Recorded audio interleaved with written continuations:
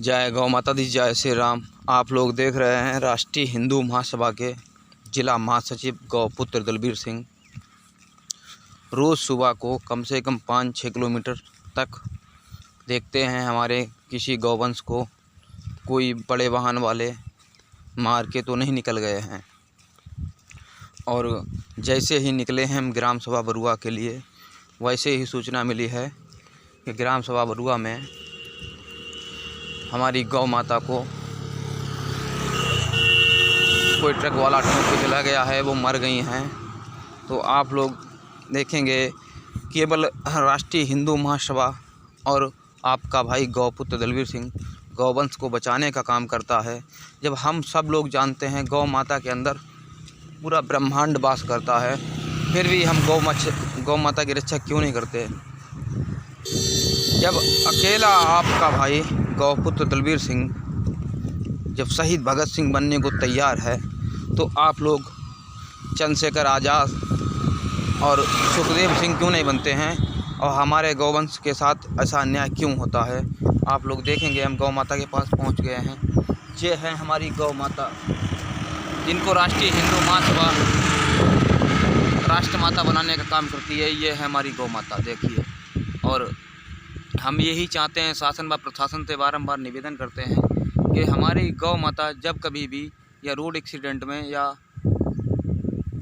अपनी मृत्यु मर जाएं तो उनको कुत्ते न खाएं, उससे पहले उनका अंतिम संस्कार हो जाए।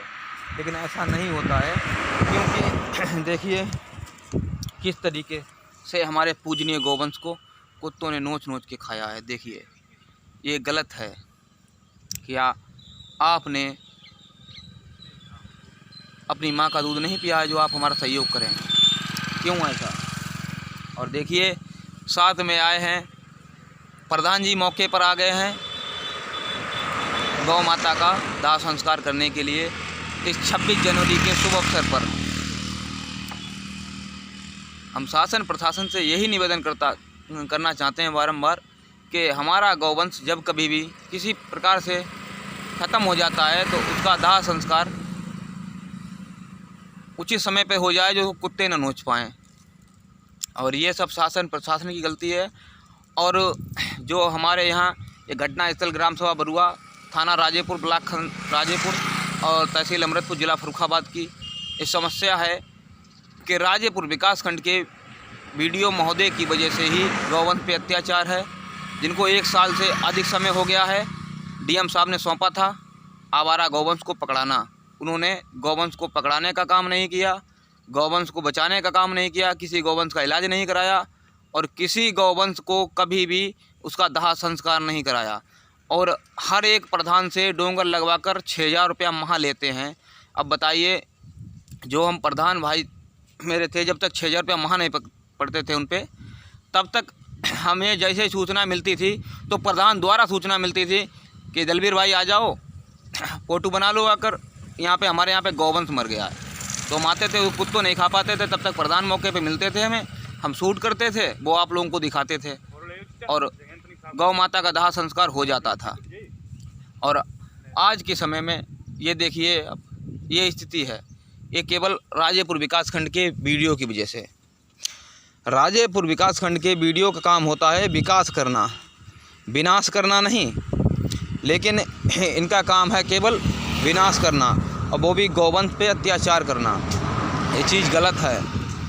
अगर आप गौ माता को पूजनीय मानते हो तो आप हमारा सहयोग करें, वरना जैसी करनी वैसा फल, आज नहीं तो मिलेगा कल। महाभारत में भगवान श्री कृष्ण ने कहा था कि जो करोगे वही मिलेगा। और कलयुग में कर्म भगवान होगा, हर समय कर्म भगवान ही है। जब आप कर्म करोगे तो फल आपको अवश्य मिलेगा, जब आप कर्म ही नहीं करोगे तो फल क्या मिलेगा? अब हमारे वीडियो साहब की वजह से देखो हमारी गौ माता मृतक पड़ी हुई हैं। क्या हम वीडियो साहब को बुलाएं, वो इनको जिंदा कर देंगे?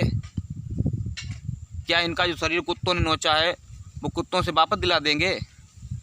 अभी हमें एक और सूचना मिली है, एक कुएं में, जिन्हें सैयद महाराज बोलते हैं, कुत्ते के बच्चे किसी ने डाल दिए हैं।